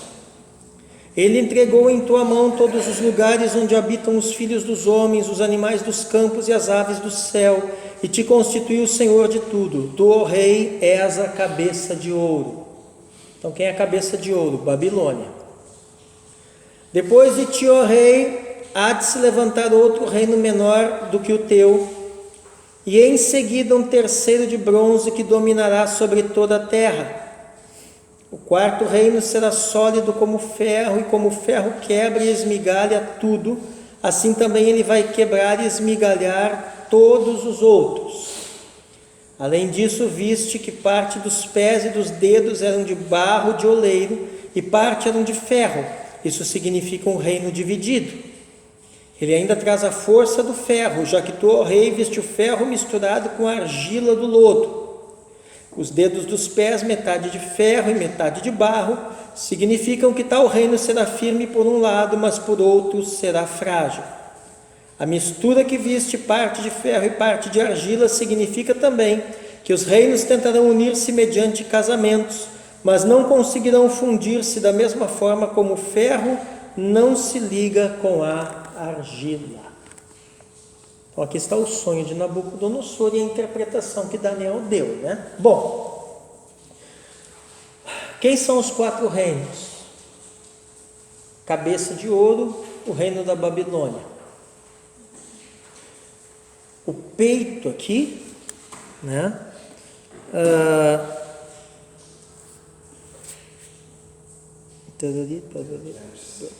O peito. O peito e os braços de prata é o Império Medo-Persa. Medo-Persa é a união de 2 reinos, o reino da Média e o reino da Pérsia, tá? Medo-Persa, que dominou Babilônia. E depois, o ventre e as coxas de bronze, né? É o Império Grego. Alexandre, né? E as pernas de ferro é o Império Romano.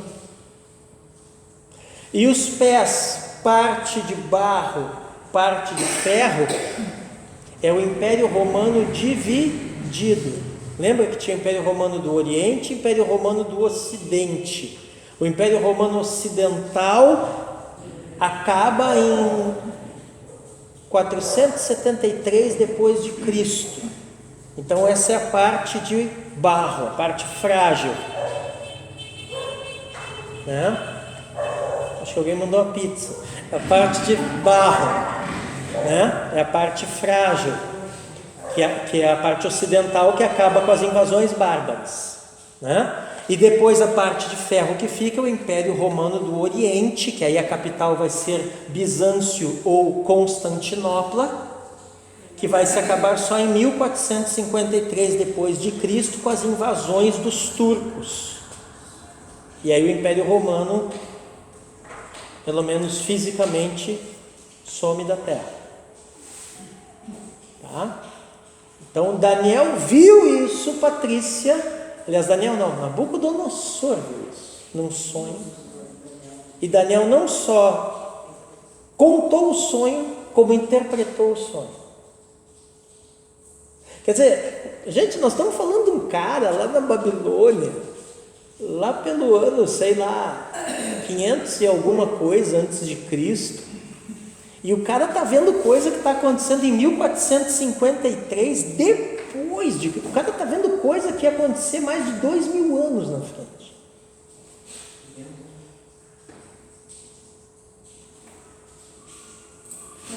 Qual era o segredo de Daniel? Oração e relacionamento com Deus. E estudo, porque depois ele vai descobrir de que jeito? Estudando a profecia de Jeremias, né? Que o cativeiro na Babilônia duraria 70 anos. Então, essas 3 coisinhas, oração, relacionamento com Deus e estudo, são... Daniel estudava. Todos Tem gente estudam. que não quer estudar. Gente bobo, né? São coisas inquestionáveis. Amém? Outra coisa, ó. Um dia eu vou fazer com vocês uma imersão no livro de Daniel, mas eu já vou adiantando. A chave de leitura do livro de Daniel está na estátua. Quando você dominar a questão profética ali que envolve esse sonho do Nabucodonosor, você tem a chave de leitura do livro de Daniel. Isso quer dizer que tem muito mais coisa que envolve a estátua, mas é claro que eu não vou te contar. Se você quiser saber, faça a imersão. Quando eu anunciar a imersão, você vem fazer. Então, com a queda desses reinos, Daniel fala de um 5º reino que nunca seria destruído. É a pedra que se solta da montanha e rola sem o auxílio de mãos e bate na base da estátua. E a estátua cai. A pedra, e aí se grande aquela pedra e enche toda a terra. Pedrão, né? Então, o quem é esse? É o quinto reino, o reino messiânico. Oi? Que despedaçaria os outros reinos como uma pedra cortada sem mãos, apontando que esse quinto reino, Patrícia, Francisco, ele não tem origem humana, ninguém cortou essa pedra, ela sai e vem.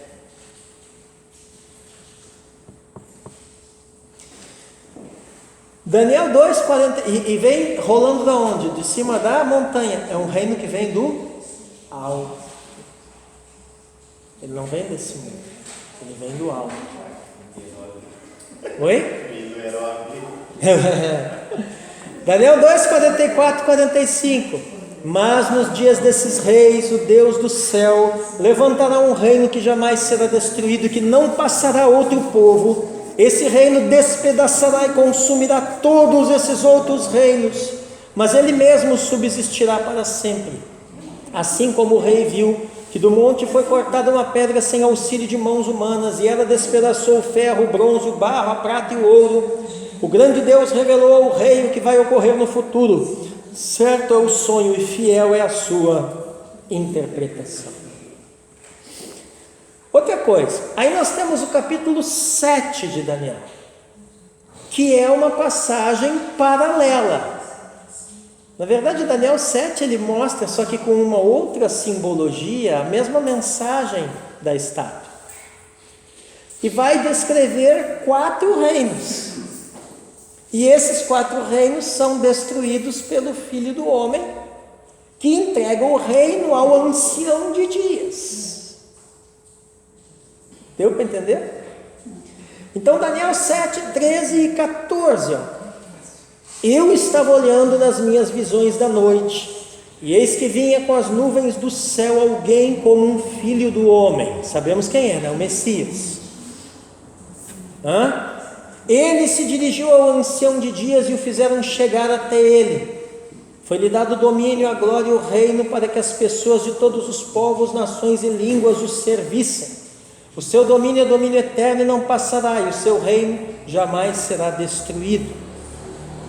E nesse novo reino, os hebreus convertidos vão florescer, né? Daniel 7, 27. O reino, o domínio e a majestade dos reinos debaixo de todo o céu serão dados ao povo dos santos do Altíssimo. O seu reino será um reino eterno, e todos os domínios o servirão e lhe obedecerão. Aí mais adiante, Daniel vai falar um negócio que é um dos maiores enroscos da teologia. E eu não vou entrar aqui, ainda mais fim de aula, né? Querer interpretar isso aqui com vocês, porque isso aqui cabe um monte de coisa aqui dentro. Você já deve ter ouvido falar que é a tal das 70 semanas. 70 semanas destinadas ao povo hebreu. Aqui entenda-se 490 anos. Daniel 9, do 20 ao 27, onde está esse trecho. O que eu posso dizer assim, resumidamente, é o seguinte: que essas 70 semanas descrevem o plano de Deus de fazer provisão pelo pecado. Então, Daniel 9, 24, 70 semanas estão determinadas para o seu povo e para a sua santa cidade, para acabar com a transgressão e para dar fim aos pecados, para expiar a iniquidade, para trazer a justiça eterna, para selar a visão e a profecia e para ungir o santo dos santos. Então, partindo dessa premissa que essas 70 semanas, né, que seriam 70 vezes 7, né, seriam 490 anos, do período de Daniel até a morte de Cristo, por volta de 33 depois de Cristo, teriam passado 69 semanas, teriam passado 483 anos. Tá? Pressupondo-se, né, que a morte de Cristo é o que está falando Daniel 9:24, né? É quando é posto um fim na transgressão, aos pecados, é expiada a iniquidade, é trazida a justiça eterna, é selada a visão e a profecia, e o Santo dos Santos é ungido. Lembra quando Cristo morre, o que acontece com o Santo dos Santos? Ele abre. Talvez aquilo lá esteja relacionado com isso aqui. Por que eu estou falando talvez? Porque tem um monte de interpretação, tá? Eu estou indo assim no mais simples com vocês, porque não é o foco aqui agora. E essa 70ª semana, que seriam 7 anos, fala de um futuro onde Israel sofrerá tribulação sob o príncipe que há de vir. Então Daniel 9:26, ó. Depois das 62 semanas, o ungido será morto e não terá nada. O povo do príncipe que há de vir destruirá a cidade e o santuário. O seu fim virá como uma inundação. Até o fim haverá guerra e desolações foram determinadas. Você vê que aí aqui o negócio já começa a ficar escatológico. No slide anterior aqui era histórico. E aí tudo bem, né? Agora aqui não, já assume uma conotação escatológica,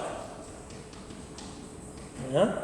Entendendo que 7 anos na linguagem profética, vocês lembram que na simbologia bíblica 7 fala de perfeição. Então não quer dizer 7 anos de 365 dias cada ano, como nós entendemos. Pode ser um longuíssimo período, pode ser um período longo e perfeito, onde perfeitamente as coisas que estão ditas ali vão acontecer. Então a interpretação disso é muito elástica, tá? Esse príncipe que se levanta contra Israel, esse nós sabemos quem é, o anticristo, será destruído. Daniel 11:45. Armará suas tendas palacianas entre o mar e o glorioso Monte Santo, mas chegará ao seu fim e não haverá quem o socorra. Israel será resgatado da opressão e os mortos serão ressuscitados. Daniel 12:1 e 2. Nesse tempo se levantará Miguel, o grande príncipe, o defensor dos filhos do povo de Deus, e haverá tempo de angústia como nunca houve, desde que existem nações até aquele tempo. Quer dizer, grande tribulação. Mas naquele tempo o povo de Deus será salvo. Todo aquele que for achado inscrito no livro. Veja, não está dizendo será arrebatado, será tirado, será movido. Será salvo. Ser salvo significa o quê? Ser guardado. Muitos dos que dormem no pó da terra ressuscitarão. Quer dizer, o fim da tribulação. Jesus voltando, os que morreram em Cristo ressuscitando simultaneamente, os que estiverem vivos recebendo o corpo glorificado. Olha o slide ali. Todos subindo para o encontro com Ele e encontram com o Rei. Vão para o céu? Não, encontram com o Rei e voltam com Ele, celebrando a sua vitória, o seu triunfo, e Ele se apoderará por completo e definitivamente de toda a terra, estabelecendo o seu reino milenar.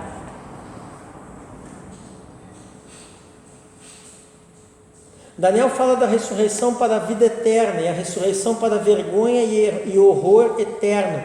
Tais ressurreições serão separadas pelo milênio. Então você veja, quantas ressurreições existem? 2. Por ocasião da volta do Senhor é a dos santos, mas haverá ainda uma ressurreição no final do período de milênio, né? Que será a ressurreição que? Dos ímpios. Todos vão receber o corpo corruptível. Exato. Na verdade, todos vão receber o corpo corruptível. Sim. Só que os para condenação, mas para glória. Exatamente. Bom, Daniel descreve detalhadamente a consumação das épocas, né? Vamos terminando aqui. Que página que eu estou, pessoal? Tá, vamos terminar o Daniel. Até que não ficou longe do que eu previa. Tá.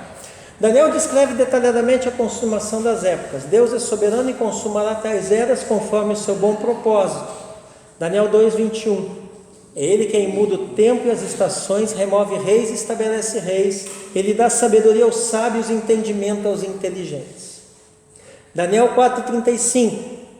Todos os moradores da terra são considerados como nada, e o Altíssimo faz o que quer com o exército do céu e com os moradores da terra. Não há quem possa deter a sua mão nem questionar o que ele faz. Os poderes opostos a Deus e sua verdade serão destruídos, e Israel, antes oprimido, será resgatado e estabelecido no reino milenar, com grandiosa manifestação da glória de Deus. Daniel 12, verso 3.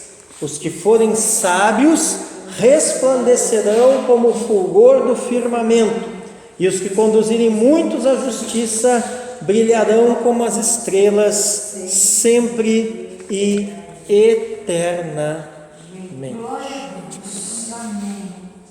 Amém?